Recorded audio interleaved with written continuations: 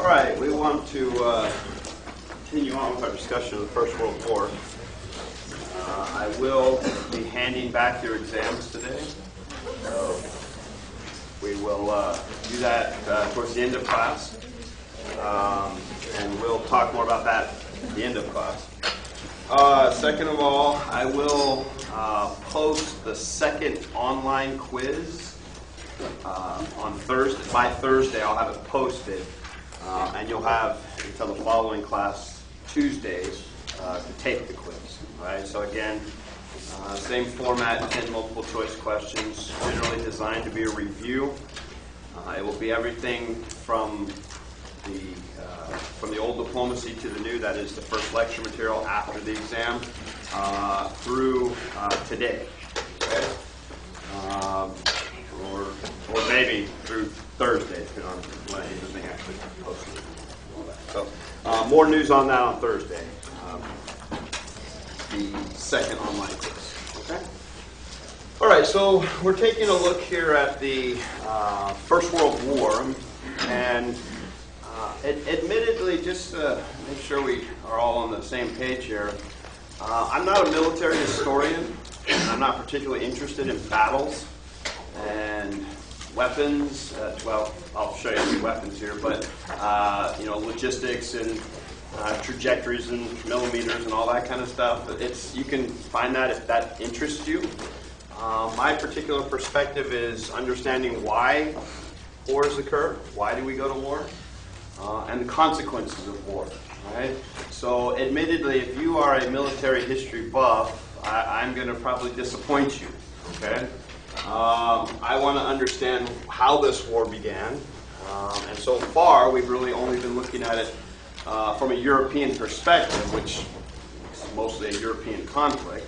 But we're going to now, my emphasis will be how did the United States get involved in it? That's where we're headed. And then big picture, after the war itself is over, I do want to talk a little bit about, or during the course of this conflict, what's happening in the United States domestically. That is, how does this war affect what's going on domestically back in the United States itself. All right? We ended last time with, last time we first got the war up and running. This is a conflict. I think maybe the first thing just to remind you is that oftentimes when we think about wars, it's so easy to get caught up in the good guys versus the bad guys mentality, right? Again, if you look at the Second World War, I hope there's not too many people that would argue that Adolf Hitler's a bad guy, right? It's pretty easy to see a little bit clearer distinction between good guys and bad guys relative, to World War II.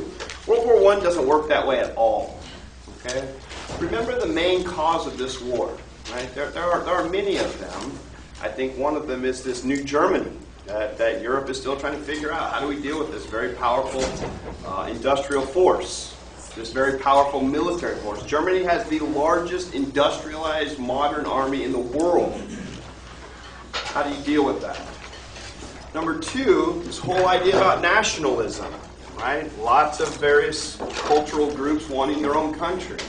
That's a force that Germany really, again, the creation of Germany really put that on the center stage. When they did it, a lot of other people are going to want the same thing. So the political boundaries of Europe are now all sort of to be negotiated, right? But keep in mind that this is still really the first major industrialized war. This is a war about competition amongst the industrialized nations of Europe, most importantly, Germany and England, the two most industrialized nations in Europe. And remember, we were talking about this scramble for Africa and colonization in the South Pacific and colonization in China and Asia. Remember, this is a scramble for these industrialized nations to feed their industrialized engines by acquiring territory with resources abroad. And this is, in understanding the causes of this war, then, we have to keep these things in mind. This is not about good guys versus bad guys. Now, we always, no matter what country you are, we like to think we're the good guys, whoever we happen to be, right? I think that this is really about competition and power not so much about ideology, right? There isn't an ideological nature to this conflict. It's just about competition for resources, all right?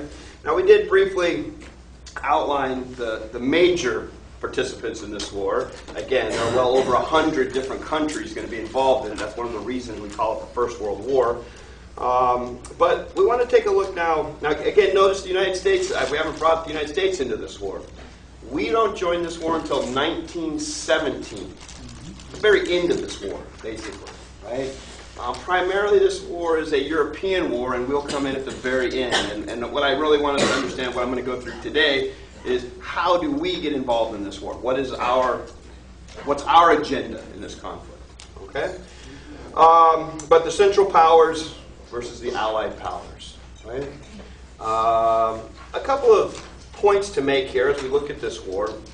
When I said it's one of the first industrialized wars, we see a lot of new technology, weapons technology, used for the first time in this war, or used significantly for the first time, right? This is the first war where airplanes are going to be an issue.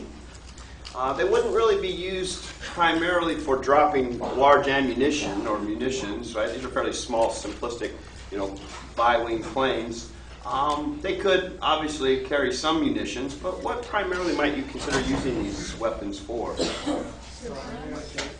Reconnaissance, right? Very easy, obviously, to get behind enemy lines here and get a sense of what's going on, right? Now, this is also, of course, the war that gives you the Red Baron, right? Again, famous pilot from the German Air Force. This is the first war we have significant use of rapid-fire machine guns, right? Now, we've had, machine guns before to some extent, but again, back to that Wounded Knee massacre where they brought out a Hotchkiss gun. This was a big sort of crank thing where as fast as you can crank it, bullets can come flying out. But these are fully automatic weapons significantly used for the first time, and you can imagine the tremendous amount of damage they're going to do. Notice, too, what these guys are wearing. This is a war that is heavily saturated with biological and chemical warfare as well, right? We will still find, as late as the 1990s, so about 80 years later, canisters of chemical weapons gases still in the countryside of France, unexploded. So again, this is going to be a big conflict involving chemical weapons particularly. And notice, too, that because of this, we're going to start to consider maybe we should put rules to what's acceptable in warfare once this war is over. It's after World War I that chemical and biological weapons become illegal to use in warfare. I've never understood that. Trying to make war legal somehow, right? It's usually a, whatever it takes to win mentality. This is the first war we see tanks used. Right? They're not particularly complicated weapons. They're more of an armored tractor. But again, putting that artillery cannon on the front, obviously quite damaging. This is going to be the main issue here. The main conflict will involve the United States will revolve around submarines and the use of submarine warfare. Germany, particularly, has one of the most sophisticated modern submarine fleets in the world. Right? Again, industrialized nation, second largest navy overall. It was always ironic, I thought, that, and maybe slightly hypocritical, that the British were constantly complaining that the Germans, were cowards because they relied upon submarine warfare, this, kind of sneaking up on people mentality. Again, England has the largest surface fleet in the world. If you're going to challenge them, you might consider this kind of technology, right? So, submarine force. This is how the United States is going to get involved in the wars, German use of submarines. Right? This is a war that is mostly what we would describe as a defensive-oriented war. And the style of fighting, particularly for infantry, is trench warfare. Trench warfare. And basically what this means is that gigantic ditches are dug all along the front lines. And you are primarily trying to hold your position as opposed to trying to take the enemy's position, right? So it's a defensive-oriented war from the perspective of trenches. And again, you look at something like trench warfare, these guys on both sides they're going to be trapped down here, stuck down here in these trenches for weeks or months at a time. When the charge is, the order is given to assault the enemy lines, right? They have to come out of these. I think I have I'll go back to that. They have to, come out of their defensible position and attack somebody else's ditch, right? That's a suicide mission more than it is anything else, right? And remember what I was saying about how we had this romanticization of war, the glorification of war, Civil War vets dying off. The Spanish-American War, that was, again, as it was described at the time, a splendid little war, right? This is a totally different type of conflict here. These guys are running out here, again, into what they call no man's land, having their guts ripped out as these machine guns are tearing these people up. They're chewing them up. And when you retreat back to your foxhole, or your ditch, your trench, you're going to sit there and hear your buddy crying and dying in agonizing pain for hours, if not days, from these wounds, right? There's no romance in that. Right? This war is chewing up people at a rate unimaginable. The end of this war, we'll see 9 to 10 million people dead. 9 to 10 million. All right? Okay. How does the United States get involved in this conflict? All right, so I want to back up just a little bit now and talk about the president during World War I, Woodrow Wilson. All right, I'll get to his position during the war, but let me give you a little background on Wilson. Okay, first of all, maybe the most important thing here to keep in mind domestically within the United States is he is a Democrat. Okay?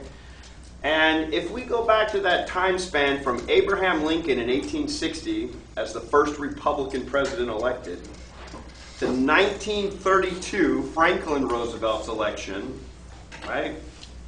72 years, only 2 Democrats were elected president. The rest were all Republicans. So Grover Cleveland and Wilson. Those are your 2 Democrats. Absolute dominance by the Republican Party. Right? How did he get elected? Well, it's almost a fluke that he got elected because the Republicans decided to split their vote. Remember that guy, Teddy Roosevelt? He decided not to run for re-election in 1908. He decided instead to go off to Africa and hunt big game.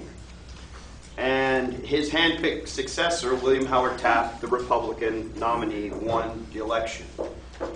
In the election of 1912, then, 4 years later, the one that Wilson wins, Teddy Roosevelt came back and decided he wanted to be president again. Now, he said that William Howard Taft, the guy he had chosen to succeed him, was not doing a very good job. Was not nearly progressive enough, right? And in essence, sort of listed a whole lot of charges against Taft that are more or less unfounded. Mostly Teddy Roosevelt liked being president, and he liked being in the spotlight. And so he came back and challenged Taft for the election, and ultimately the Republicans ended up splitting their vote between the Republican and Teddy Roosevelt, who ran as an independent in the National Progressive Party. The end result being that Republicans split their vote and the Democrat won. All right? So it's a fluke that he even got elected to begin with. Okay? Now, as he was elected, it's very interesting to get a sense of his personality, Woodrow Wilson, because this is the guy that's going to lead us through the greatest foreign policy crisis of our history up to this point. He is the first Southerner elected since before the Civil War.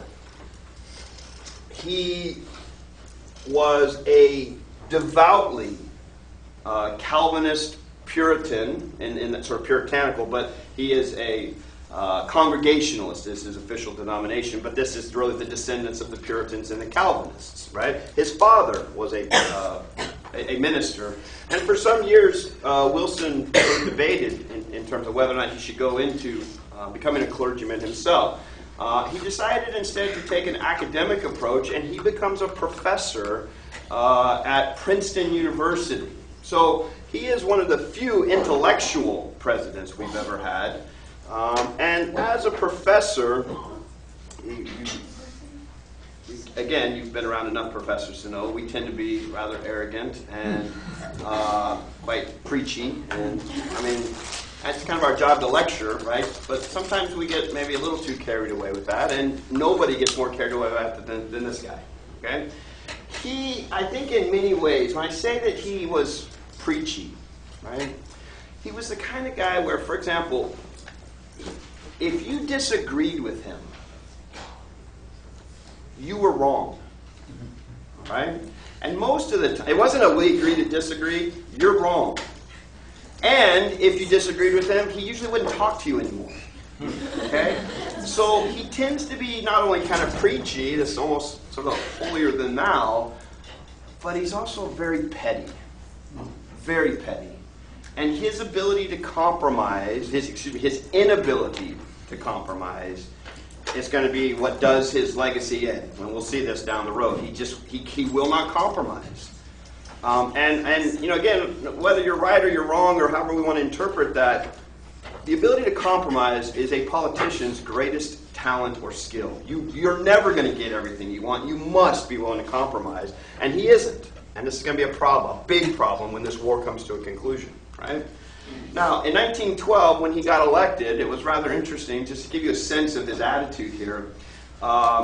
Remember this guy, William Jennings Bryan, the Cowardly Lion, right? This Democrat back in the 1890s. He was, again, he's going to keep coming back. You know, William Jennings Bryan is kind of this penny that kind of keeps turning up in American political history here. He was a very popular candidate, had run several times, but eventually he decided, William Jennings Bryan decided that he would support Wilson's nomination if Wilson, right, there's a deal, right, if Wilson would then make him Secretary of State, if Wilson should win. Well, that's exactly what happened. Wilson won this election, and one of the reasons he won, in addition to the Republicans splitting their vote, is the fact that William Jennings Bryan, Midwesterner from Nebraska, remember that Wizard of Oz story, he delivered this rural farmer vote in the Midwest. All right, and that was really what tipped the scale here for Wilson to win this presidency. And William Jennings Bryan came up to him when the election was over and said, "See, Mr. President, I got you elected." Wilson replied, "No, God elected me president." All right? So somebody that kind of has this hotline to God mentality is going to get us into a lot of problems here. Okay? So he is an academic. He's an intellectual. He is a professor. He actually went on to become the president of Princeton, eventually the governor of New Jersey, and then ran for president in 1912 and won. Okay? Now, his biggest strength, remember this is the progressive era we're still talking about here, right? His best strength was domestic reform. That's what he was elected for, as a domestic reformer with little foreign policy experience. And he said it would be the irony of his presidency if he ended up having to focus on foreign policy issues more than anything else. And that's exactly what's about to happen. Okay? So, he is elected in 1912. He will be re-elected in 1916. And that's a very important point to make. I don't want to make it right now, although I'll come back to it. In 1916, he's re-elected. And his campaign slogan in 1916, he kept us out of the war. This is as late as 1916. The war itself has been going for 3 years now, 1914 to 1916. And in this regard, it's, again, we don't have really good opinion polls, data at the time. But the fact that the majority of the voting population elected him, and the campaign slogan was "He kept us out of war," gives us an indication of the unpopularity of this war to begin with, from the United States perspective. We are simply not interested in this conflict. We don't want to be involved in it. And that's why it's going to take so long for us eventually to get involved, was a tremendous amount of public opinion against this war, against American involvement in it. Right? That's a European issue. Let them deal with it. Okay? Well, what was his stance when the war began? He declared that the United States would be a neutral country. American neutrality. And this is why the status of neutral countries is more prominent in the First World War because the United States was a neutral country. So we care about the status of neutral countries. We care about what happened with Belgium as a neutral country being invaded by Germany. Again, England acted like they cared about coming to the aid of a neutral country. Again, that was a pretext for them to join the war against Germany and to be able to claim some kind of a moral high ground. It was about England's national interest of dealing with this new powerful Germany, right? But the status of neutral countries is unusually important in this conflict because the United States is going to be a neutral country, at least for the first few years, okay? Now, he issues a doctrine called the freedom of the seas. And basically what this said was, as a neutral country, the United States should be free, right? Freedom of the seas, free to trade with whomever we want. We're a neutral country. We're not taking sides in this conflict.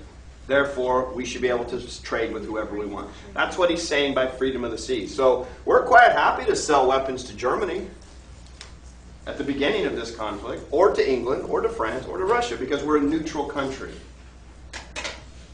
Now, if you are England, the British Empire, what's your opinion about the United States selling anything to their enemy, the Germans? No.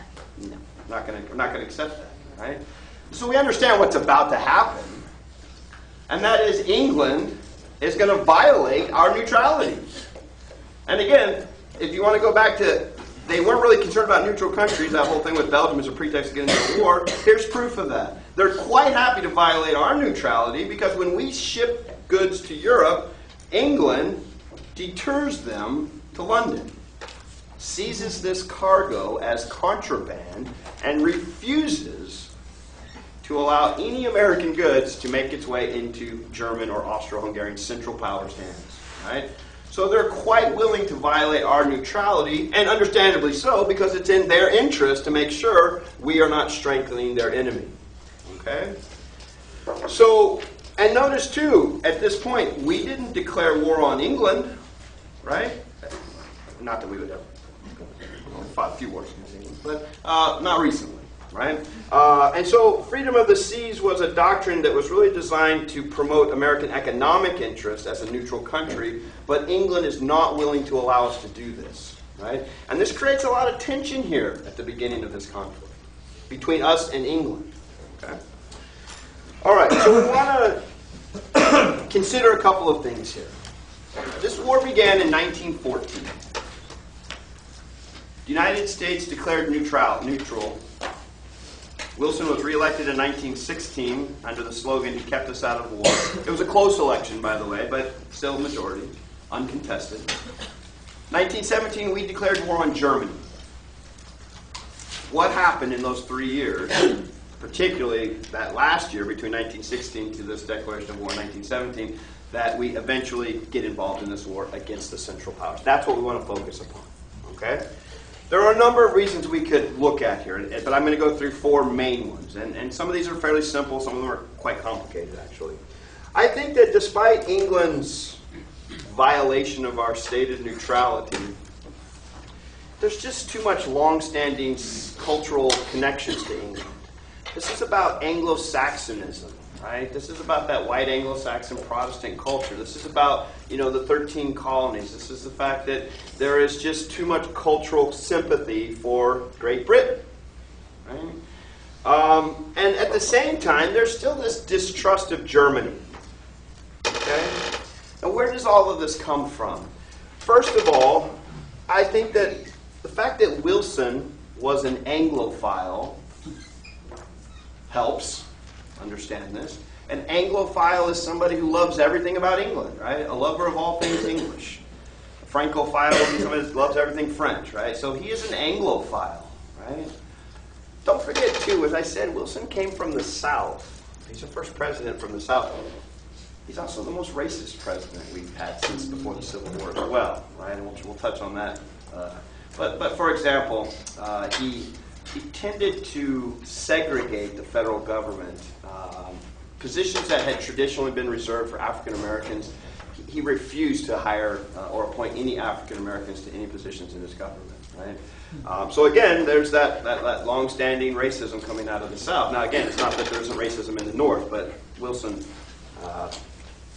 more than most, right? So Wilson is an Anglophile while we have this cultural connection with England. But what's some of the distrust with Germany? Well, first of all, who is the leader of Germany at this time? It's a man named, or the title is Kaiser, but it's William II. Wilhelm II. William II. Now, this is very interesting. Wilson, he had, again, as a professor, he had his PhD from Johns Hopkins University in foreign policy to some degree, particularly comparing various governmental structures of government in various countries. So he knew what he's about to say is misleading, okay? But the Kaiser was, in many respects, a weaker position than the President of the United States. In terms of real power, Wilson had more than the Kaiser, okay? But when Wilson talked about Germany, he always emphasized this military dictatorship of Kaiser Wilhelm II's government. Now, is Germany a military dictatorship? No. It is a parliamentary style of government. They have their version of parliament that is representative democracy. Was there a tremendous militarism at the highest levels of the government? Absolutely. The German high command, the German military is very influential in this. Okay? But in terms of real power, the president has more than William II did. But particularly this term Kaiser, right? Does that, as a title, does that make you think of any other terms similar to that? Maybe in ancient history? King. King comes from it. Caesar. And in fact, in Latin, there's no soft C. It's Kaiser. Right? Kaiser Julius Caesar. Right? That's our Julius Kaiser. So that's actually a derivation of the word Caesar. And the Caesars were absolute dictators. And this is exactly the kind of imagery that Wilson is trying to lay on Germany in his discussion of Wilhelm II. Okay? Now, again, this is very misleading here to the American people, but one event that clearly we have some legitimate distrust on Germany had to do with the famous Zimmerman telegram. Now, Arthur Zimmerman was the German foreign minister. So that would be like our Secretary of State. So he deals with foreign countries. And he sent a telegram to Mexico, to the government of Mexico. And basically this telegram said that if a war should break out between the United States and Germany, Germany wants Mexico to be on their side. If Germany is successful in this war, and Mexico helps them, then Germany will give back to Mexico the land that the United States stole from them in the U.S.-Mexican War, which is the American Southwest. Right? So this is the message that comes through to Mexico. Now, very interesting. Remember I said that England, greatest surface fleet, largest navy, deterred American ships, seized cargo as contraband. That's because pretty quickly Great Britain was able to establish supremacy of the seas. All right? Now, there are still, again, German U-boats out there, but England is more or less in control of the Atlantic. Okay? And one of the very first things that England did, remember those transatlantic telegraph cables we were talking about, communication across the Atlantic? England cut all of them except their own. Right? That just cut off communication. So how did Germany get this telegram to Mexico? They sent it on British cables. Well, surprise, the British intercepted it. And immediately took that cable to Washington, D.C. Here's proof, right? You need to join our side against Germany. Now, I want to think about that for just a moment. You think Germany didn't know that it was going to get intercepted if they sent it on British cables? Of course they knew it would be intercepted, but they wanted it to get intercepted. Okay? Now, whether or not Mexico is going to join the war against the United States, join the war with Germany against the United States, who knows exactly what Germany's actual plan was in there. But notice what this really does. It tells the United States that they need to be paying attention to whom? Mexico, not Germany, right? This is a smokescreen on the Germans' part to say, look, you got issues in your own backyard. Focus over there in North America. Don't worry about what's going on over here in Europe. Okay? So it wasn't really this whole Mexico joining Germany. I mean, they might have done that if it really got to that, that big a deal. But it was really a sort of distraction is what it was. Now, however you interpret that, that still says, well, maybe we need to not trust Germany so much, right? And that is a legitimate source of distrust on the part of Germany's part, okay? Now, it's very interesting, a lot of this cultural stuff that's taking place during the, domestically back in the United States. You guys remember back at the 2003 when we invaded Iraq, France opposed that invasion? Mostly because they had a lot of money invested in Iraqi oil. Again, their own self-interest. But do you remember this thing called freedom fries? A while back? Right? We're not going to call them French fries anymore. We'll call them freedom fries. As if somehow this would do something to France. That's not the first time we've ever done that kind of stuff. Right? We do that. Every war has that kind of stuff. So in the First World War, it became very unpopular to eat pretzels. Now, why? Where did pretzels come from? Yeah, Bavarian, right? You ever in the mall, you see the Bavarian pretzels with a big soft to it, right? Bavarian. So let's not eat pretzels because that'll show those Germans, I guess. We did that in World War II, by the way. World War II gave birth to the hot dog. Because before that, it was called what? And you still see this. You'll see they're called ballpark what? Frankfurter. Ooh, very German. So we don't call them hot dogs. So we do this kind of stuff, again, culturally. It's again, cultural wars or something of that nature. So this kind of stuff. So we stopped eating pretzels during World War I. Yeah, okay. Probably put American pretzel companies out of business. Is what it probably did. So. Okay, so again, just sort of long-term background here. There is this kind of cultural connection to England and a certain distrust on the part of Germany. Okay? Let's look at another cause for American involvement in war, in World War I.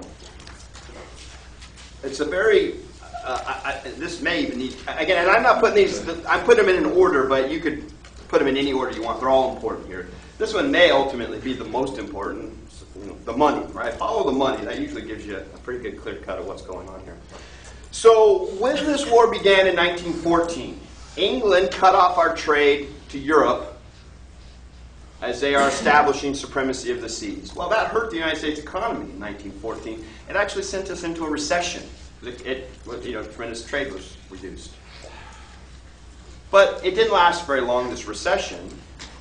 In fact, very quickly, once England had established control of the seas, more or less, England began buying huge amounts of war materials from the United States. So did France, to some degree Russia, but the Allied powers began buying huge quantities of material to fight this war from the United States. Remember, the largest industrialized economy in the world. We are perfectly set up as a manufacturing giant to produce all you need to fight a war. Right? So we start to sell materials to the Allies in huge numbers. And we have a 400% increase in the American economy. Our economy skyrockets because of the war. Very profitable for us. All right? And we're on the sidelines too, right? So no cost, all benefit. Right? Okay. So we now have this huge economic impact in terms of trade. Okay. Well, the problem is that the Allies are buying so much stuff from us that they eventually run out of money. They don't have any money. That's okay. We can issue you credit and loans. Keep selling stuff. And when the war's over, not only will we have had all the profit from selling stuff, but what else are we going to get? Interest on the loans. Sure, win-win. But here's the problem with that. There's only one way you're going to get your money back. The Allies must win. So this doesn't necessarily mean we're automatically going to join the Allied side, but it does mean we now have a vested interest in an Allied victory, right? Whatever that takes, that's now is going. Our agenda shifts to that, right? Doesn't mean we're going to join the war. I mean, we do eventually, but we didn't have to. But we must make sure that the Allies win if we're going to get our money back. Okay, so I want to kind of just project this out into the future a little bit here, this whole cycle of money, okay?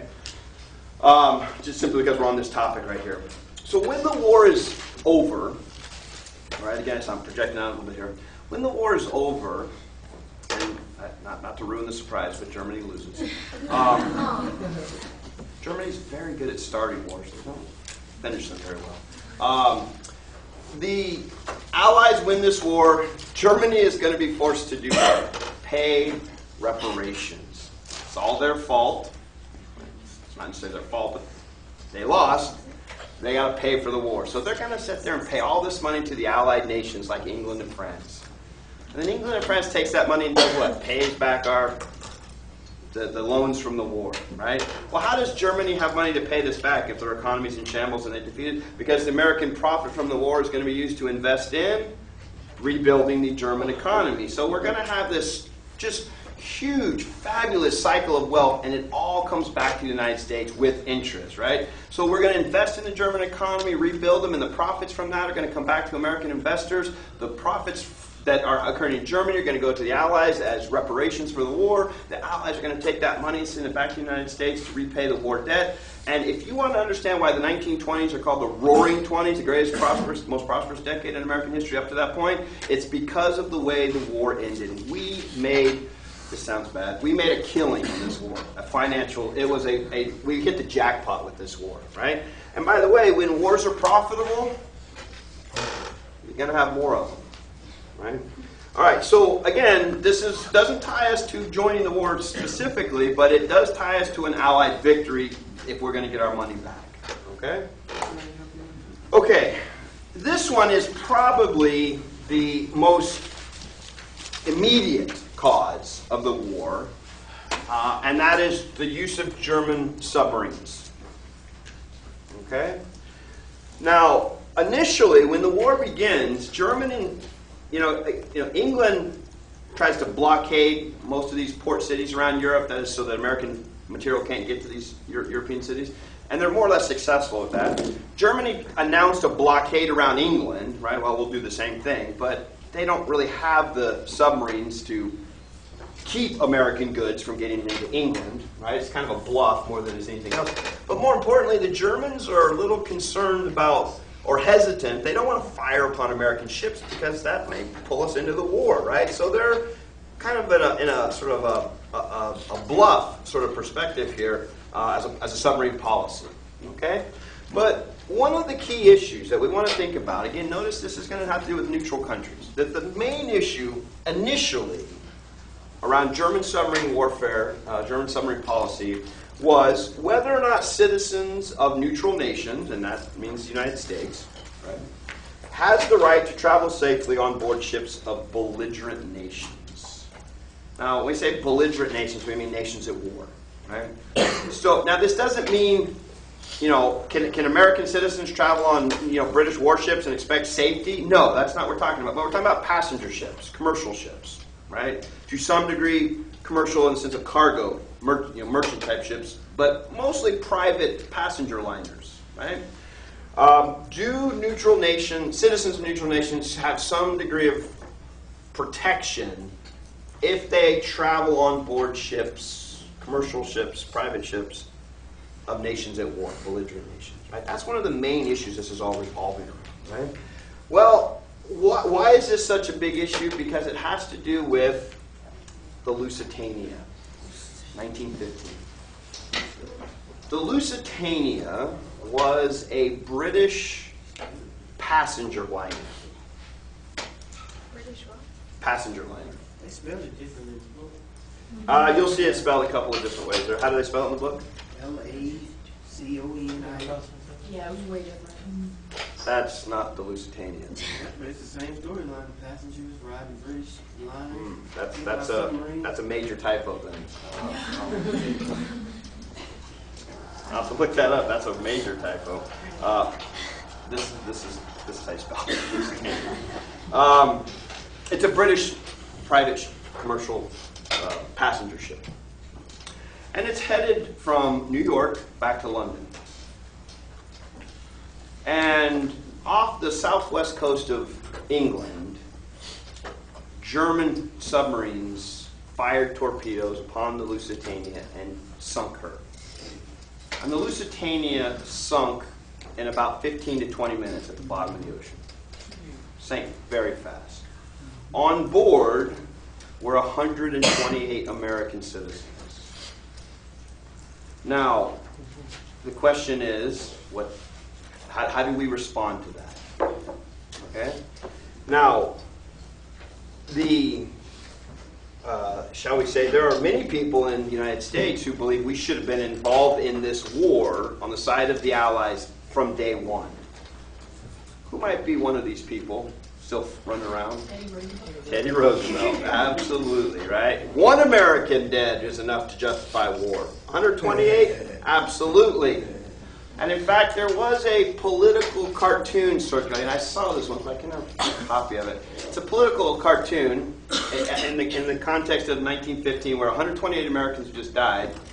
And it's a picture of the White House, and in front of it is a spinal column, right? Sort of hanging from like a biology lab, kind of something, right? So it's this human spinal column, and it says underneath, "Missing in Washington." Right?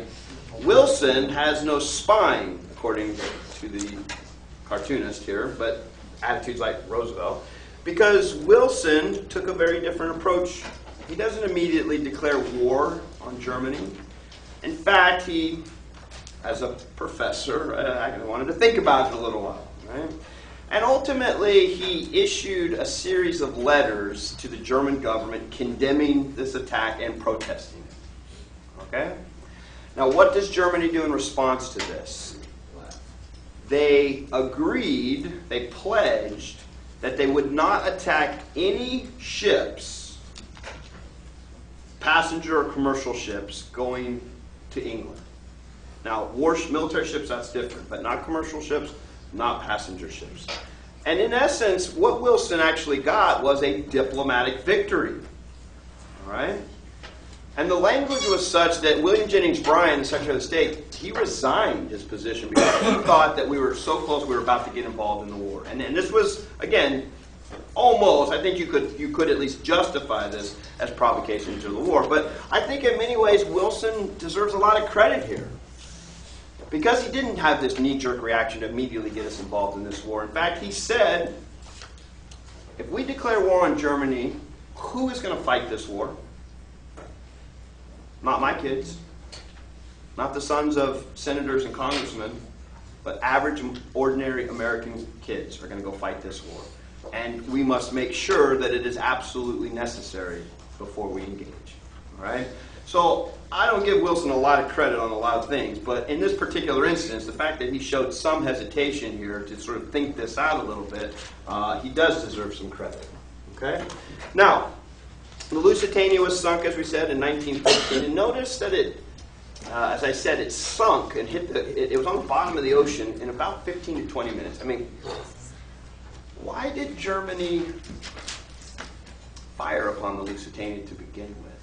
Well, they suspected that, in fact, the Lusitania was carrying weapons to support and supply the Allied war cause, which violated the law. You can't do that. In fact, why it sunk so fast is because it was loaded with weapons. And we had falsified the cargo manifest. That is, we lied about what was on here. And by the way, those 128 Americans and over 1,500 British citizens, did they know that stuff was on there?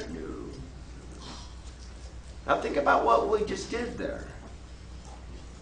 You remember, too, one of the things we criticized Saddam Hussein for back in the first Gulf War was using human shields, right? He put citizens around his palace so we wouldn't attack them.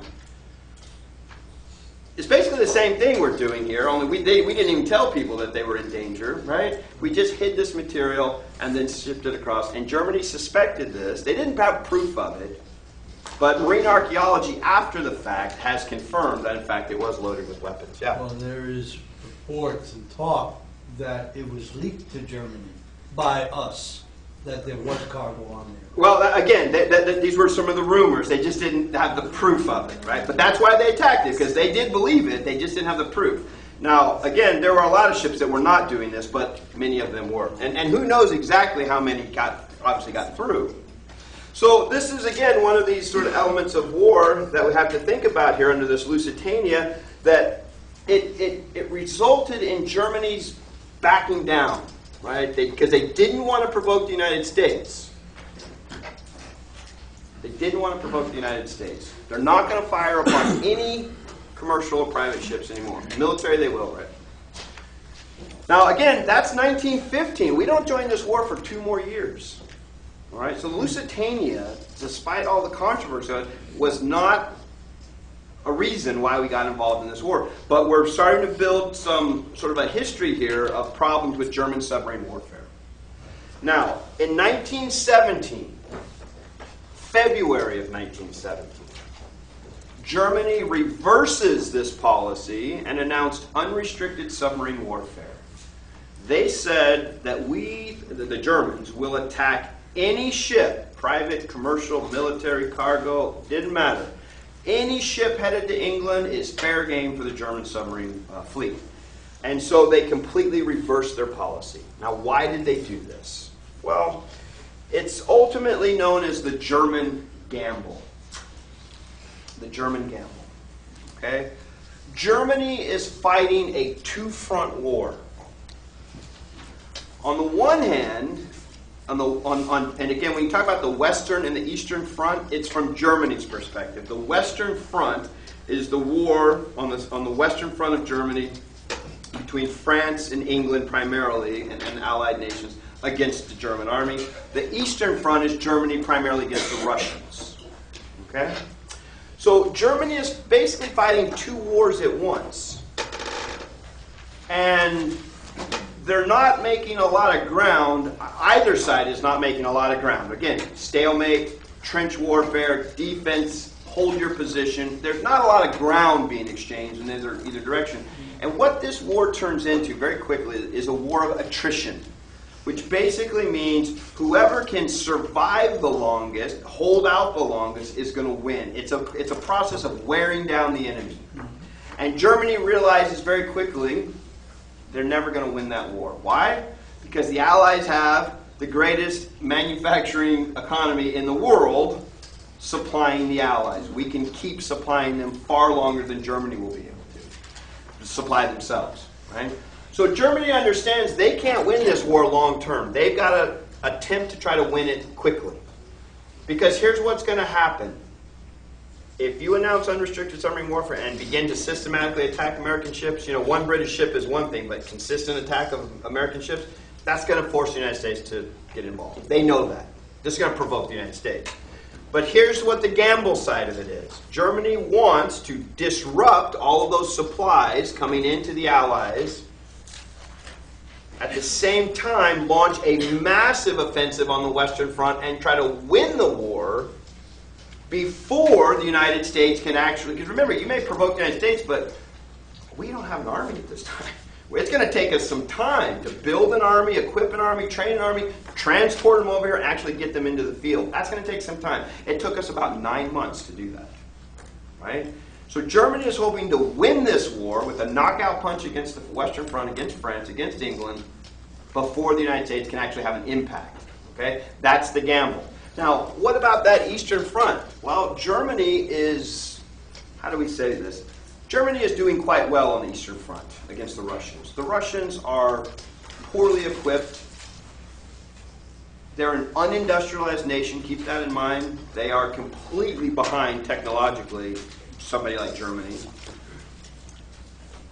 the Germans are just slaughtering Russians. It's not even close. But what Russia has is a seemingly infinite size. They have, I mean, you kill 2 and 3 more come back, right? So the point is that it's a huge army. You know, there are reports that sometimes Russian units are sent into combat and 1 out of 10 soldiers actually has a weapon. 9 out of 10 are told to pay attention to who gets shot so you can grab their weapon. This war is not popular in Russia.